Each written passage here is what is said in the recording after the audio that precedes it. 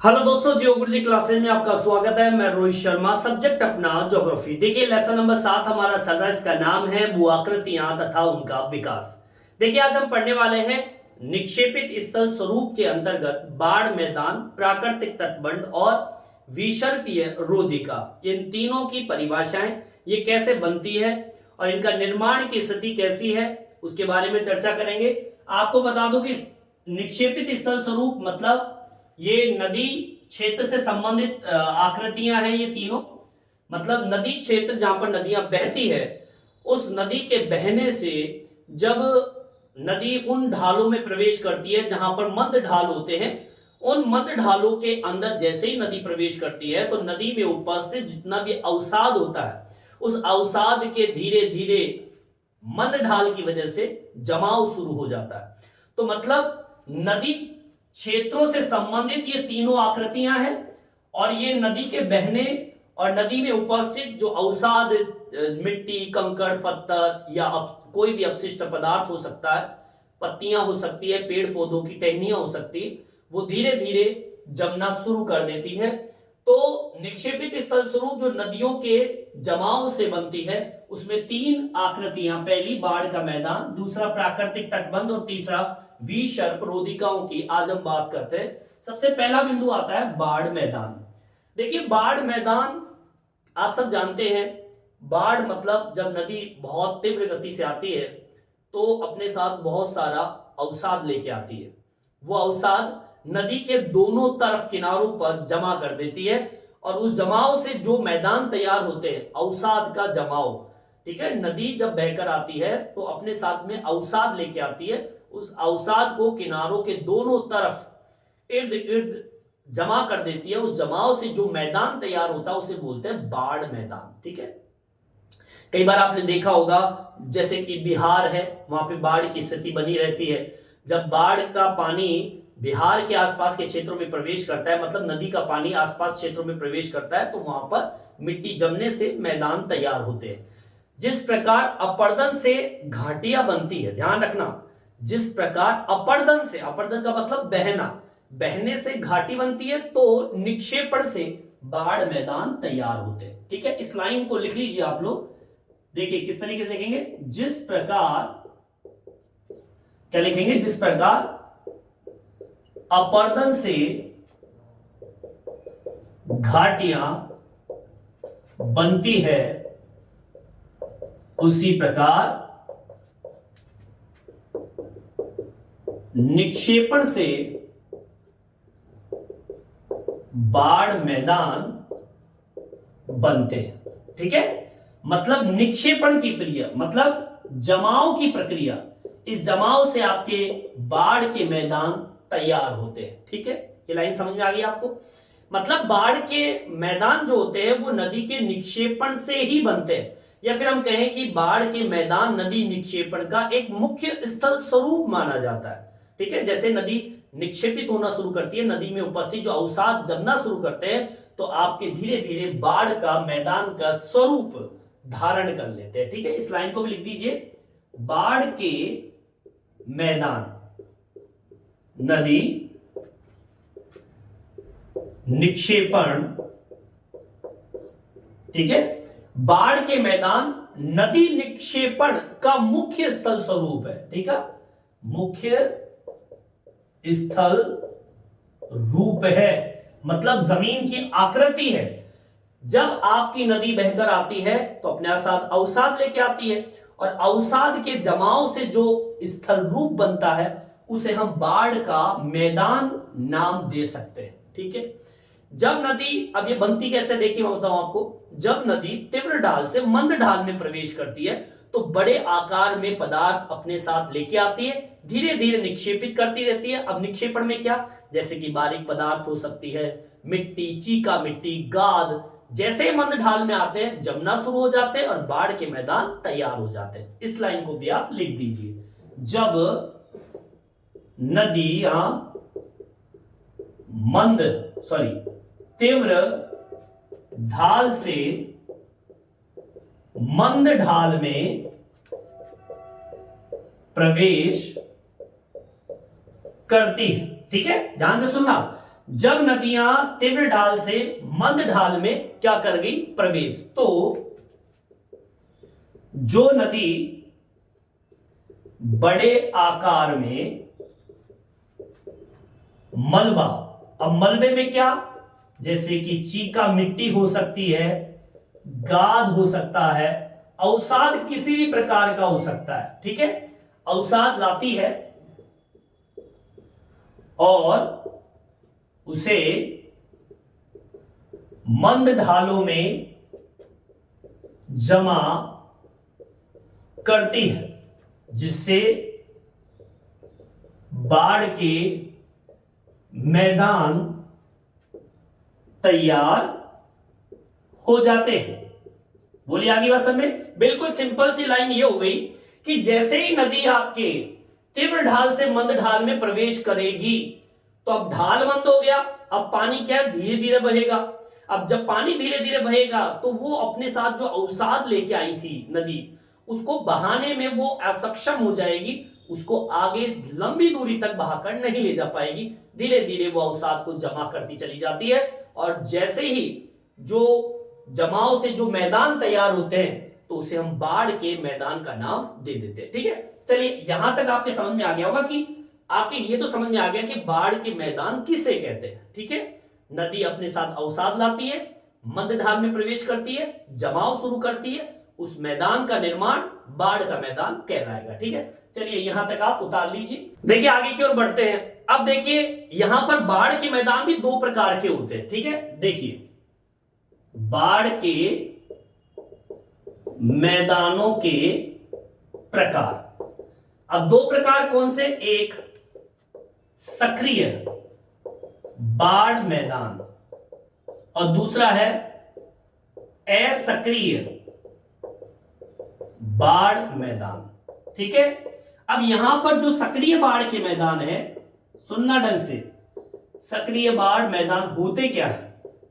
देखिए सक्रिय बाढ़ के मैदान मतलब ये कि जहां पर निक्षेपण लगातार होता रहता है, मतलब नदी निक्षेपण से बनी एक ऐसा तल जहां पर बाढ़ का पानी निरंतर चलता रहे और निक्षेपण का कार्य हमेशा करता रहे। एक होता है असक्रिय, वे नदी के तल जो कि ऊंचे हो जाते हैं, एक बार बाढ़ का पानी आया, मिट्टी लेके आई और जमीन को ऊंचा उठा देती है, फिर वहां पर क्या है कि दोबारा पानी नहीं पहुंच पाता है, गाद नहीं पहुंच पाती है, मिट्टी नहीं पहुंच पाती है, तो वहां पर दोबारा से जब मिट्टी नहीं पहुंचेगी तो असक्रिय बाढ़, मतलब वहां पर कोई बाढ़ का मैदान नहीं, एक बार बन गया फिर नहीं बनेगा। ठीक है, चलिए अब इसको लिखेंगे क्या, किस प्रकार से लिखना सुनिए, नदी निक्षेपण का वह तल जहां बाढ़ का पानी लगातार जमाव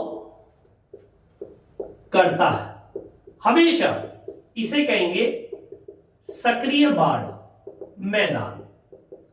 ठीक है, अब दूसरा क्या है, दूसरा है असक्रिय बाढ़ मैदान।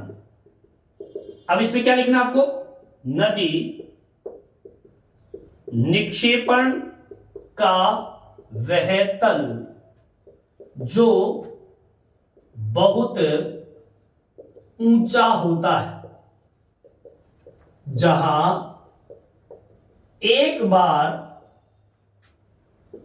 बाढ़ का पानी पहुंचता है,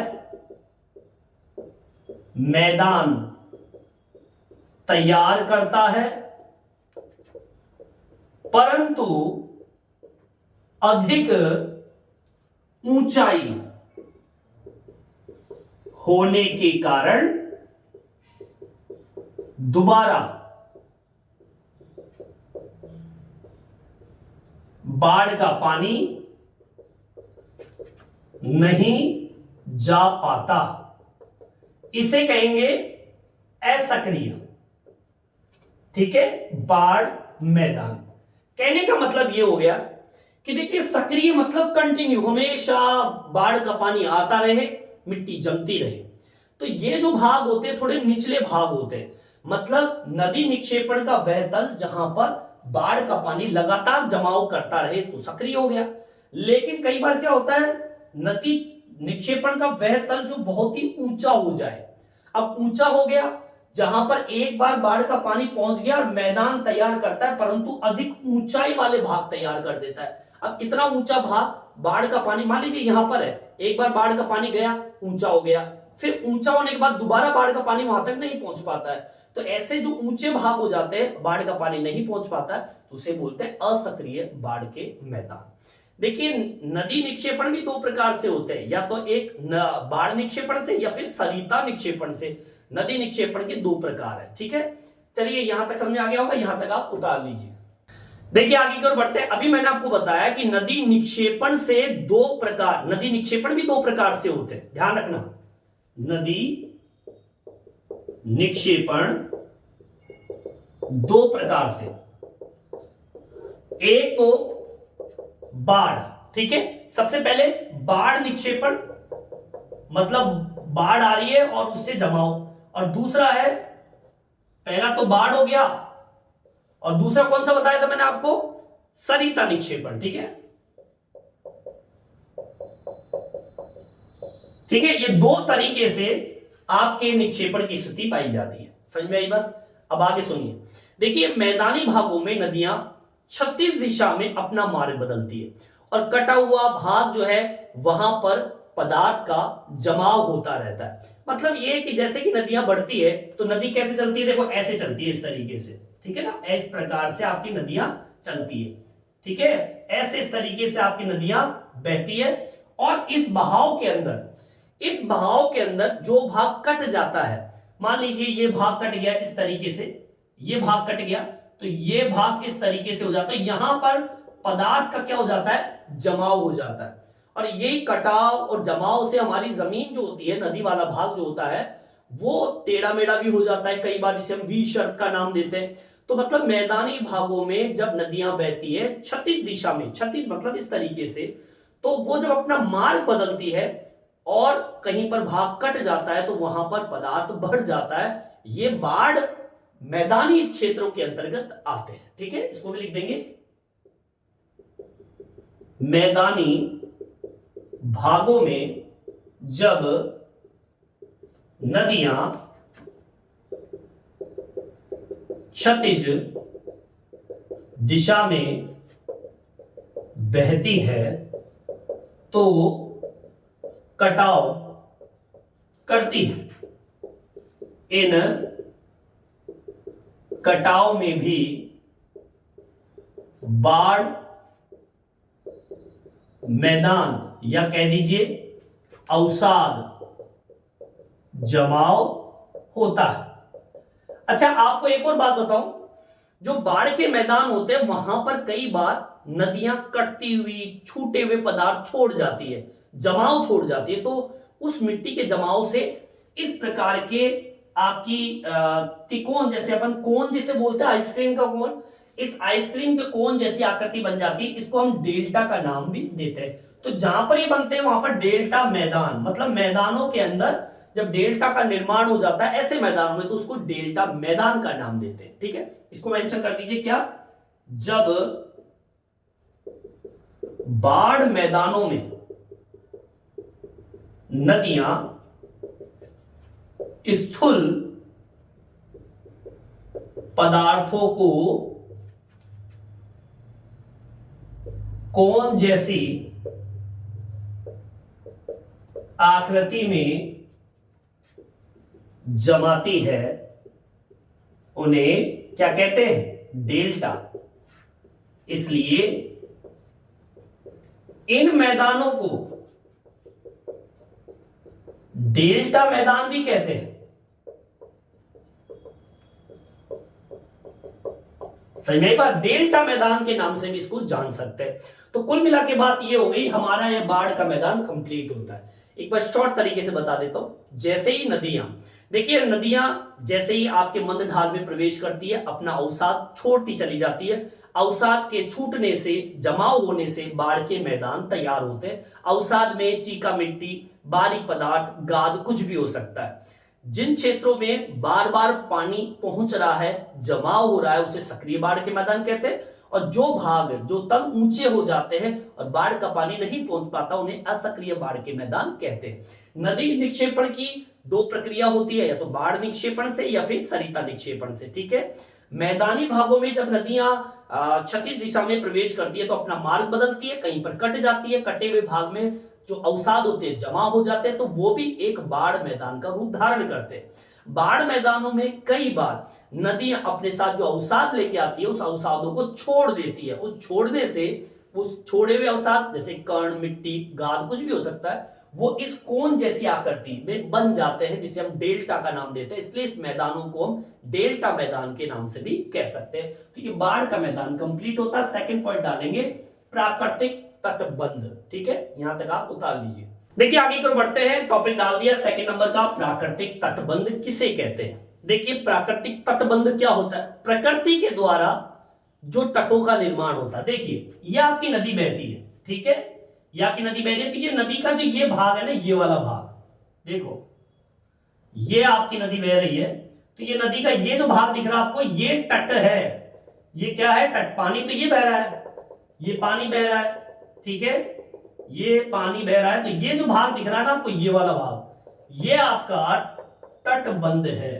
ठीक है, अब आपको बता दूं, प्राकृतिक तटबंध जो होता है बड़ी नदियों के किनारों पर पाए जाते हैं। मतलब ये कि नदी जब बहती है तो नदी का ये वाला हिस्सा और ये वाला हिस्सा, जहां पर आप खड़े होकर नदी के दर्शन करते हो, मतलब ये कि ये तटबंध नदी के किनारे, दोनों किनारों पर जब पदार्थ जमने लगते हैं रेखा के रूप में, इस प्रकार से पदार्थ जम जाते हैं एक रेखा के रूप में, देखो ये रेखा के रूप में जमा हो गई इस तरीके से, और इन्हीं तटों को हम प्राकृतिक तटबंध कहते हैं।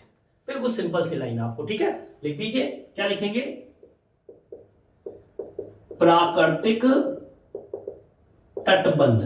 प्राकृतिक तटबंध बड़ी नदियों के किनारों पर पाए जाते हैं। ठीक है, प्राकृतिक तटबंध बड़ी नदियों के किनारों पर पाए जाते हैं। पहली लाइन आपकी ये। दूसरी लाइन आपको क्या लिखना है, ये तटबंध नदियों के किनारों पर स्थूल पदार्थों के रेखीय या निम्न या फिर समानांतर कटक के रूप में पाए जाते हैं। अब देखो अगल और बगल में दोनों साइड ये जमा हो जाते हैं स्थूल पदार्थ। ठीक है, ये तटबंध नदियों के किनारों पर, ठीक है, नदी के दोनों किनारों पर क्या, स्थूल पदार्थों के या तो रेखा के रूप में हो, रेखीय रूप में, ठीक है, या तो रेखीय रेखा के रूप में, या फिर निम्न हो नीचे, या फिर समानांतर हो, समानांतर कटक के रूप में, मतलब ऊंचे नीचे, ठीक है, भाग के रूप में जमा हो जाते हैं। ठीक है, पहली लाइन क्या लिखी, प्राकृतिक तटबंध जो होते हैं वो बड़ी नदियों के किनारों पर पाए जाते हैं। ये तटबंध नदियों के किनारों पर स्थूल पदार्थ, जो भी कंकड़, पत्थर, मिट्टी, गाद, चीका मिट्टी, जो भी अवसाद होते हैं, वो या तो रेखा के रूप में, रेखीय, या फिर किसके रूप में, या तो रेखीय रूप में, या फिर निम्न और समानांतर कटक के रूप में, ऐसे उबड़ खाबड़ स्थिति, इस तरीके से, ऐसी स्थिति में ये मिट्टी जम जाती है। इसे कहते हैं प्राकृतिक तटबंध। ठीक है, चलिए थर्ड नंबर का पॉइंट डालेंगे, विसर्पीय रोधिका। क्या होती है विसर्प रोधिका, देखिए नदी रोधिकाएं या फिर विसर्प रोधिकाएं सेम है, दोनों एक ही मतलब है, ध्यान रखना। या तो आप नदी रोधिका कह दीजिए, या फिर आप विसर्प रोधिका के नाम से भी इसको जानते हैं। ये बड़ी नदियों के अवतल ढालों पर पाए जाते हैं। अवतल ढाल किसे कहते हैं, पहले लाइन सुन लीजिए, ये बड़ी नदियों के अवतल ढाल पर पाए जाते हैं। अब यहां पर मैं अवतल ढाल किसे कहते हैं इसकी डेफिनेशन लिख देता हूं। ये तो समझ में आ गया ना कि विसर्प रोधिका कहां पर, विसर्प रोधिका बड़ी नदियों के अवतल ढाल पर पाए जाते हैं। अब अवतल ढाल कौन सा होता है, यहां लिख देता हूं अवतल ढाल की परिभाषा। या तो निचला भाग, आप कह सकते हैं निचला भाग, या कह दीजिए मंद ढाल, निचला भाग, मंद ढाल, या फिर ऊपरी भाग जो खड़े ढाल वाला है। ठीक है, ऊपरी भाग जो खड़े ढाल वाला है। आगे बात सब में, ऐसी स्थिति हम अवतल ढाल वाली कंडीशन को बोल सकते हैं। अवतल का मतलब होता है निचला भाग या फिर मंद ढाल हम कह सकते हैं। ठीक है, नदी वाला पार्ट का निचला भाग या फिर मंद ढाल, जहां पर नदी अपना अवसाद जमा करना शुरू कर देती है, उन ढालों को ध्यान से सुनना। नदी तीव्र गति से आ रही है, अब जैसे ही वो मंद ढाल में प्रवेश करेगी तो वो जो मंद ढाल है उसे हम क्या कहते हैं, अवतल ढाल। इतनी सी बात आप ध्यान रखिए। ठीक है, चलिए अब आगे सुनिए, इसमें क्या जोड़ना है। ये रोधिकाएं प्रवाहित जल द्वारा लाए गए तलछटों मतलब अवसाद के किनारों के जमाव के कारण बनती है। मतलब जब नदियां बहती है तो प्रवाहित जल जो होता है अपने साथ अवसाद तलछट लेके आते हैं, किनारों के दोनों साइड जमा कर देते, तो ऐसी रोधिकाओं का निर्माण हो जाता है। ठीक है, ये होती है रोधिकाएं। ये रोधिकाएं नदियों द्वारा लाए गए तलछटों के, नदियों के दोनों किनारों पर जमाव से बनते हैं। ठीक है, ये रोधिकाएं मतलब मिट्टी का जमाव ही रोधिका है।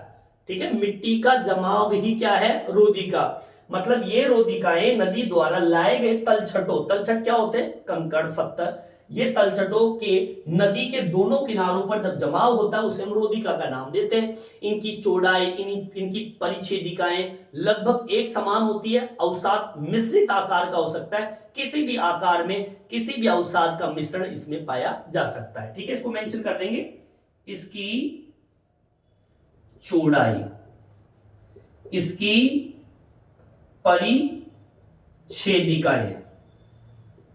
ठीक है, बिल्कुल लगभग एक समान। ठीक है, एक समान है। अवसाद कैसा, मिश्रित, अवसाद मिश्रित होता है, मतलब किसी भी प्रकार का अवसाद इसमें मिश्रण करके आ सकता है। ठीक है, तो इस तरीके से अपने विषर्क रोधिका हो गई और प्राकृतिक तटबंध हो गई। ये दोनों होते तो सेम ही है, बिल्कुल सेम ही है। देख लो, ये प्राकृतिक तटबंध किनारों के दोनों साइड जमाव से तट बन गए, और इन्हीं तटों के ऊपर जब जमाव और बढ़ने लगता है, मिट्टी का और रेखा के रूप में जमाव शुरू हो जाता है, और मिट्टी का एक तरीके से तलछटों का जो किनार होता है, मतलब किनारों पर जो तलछटों का जमाव शुरू होता है, उसे हम रोधिका का भी नाम दे देते हैं। और यहाँ पर तटबंध क्या होता है, सीधी सी तटबंध होता है क्या, तट मतलब आपने पढ़ा है ना नदी का तट, तो नदी का तट क्या होता है, नदी के दोनों भाग जमाव से बनते हैं, इसे प्राकृतिक तटबंध कहते हैं। और इन्हीं तटबंधों के ऊपर जब और अवसाद जमा शुरू होता है, ठीक है, उसको हम रोधिका का नाम दे देते हैं, तो दोनों सेम है। ठीक है, तो इस तरीके से अपना बाढ़ का मैदान, प्राकृतिक तटबंध और विषर्कीय रोधिका कंप्लीट होती है। इस वीडियो में इतना ही। ये वीडियो आपको कैसा लगा कमेंट्स करके जरूर बताएं, और नेक्स्ट वीडियो में फिर से हम मिलेंगे। धन्यवाद।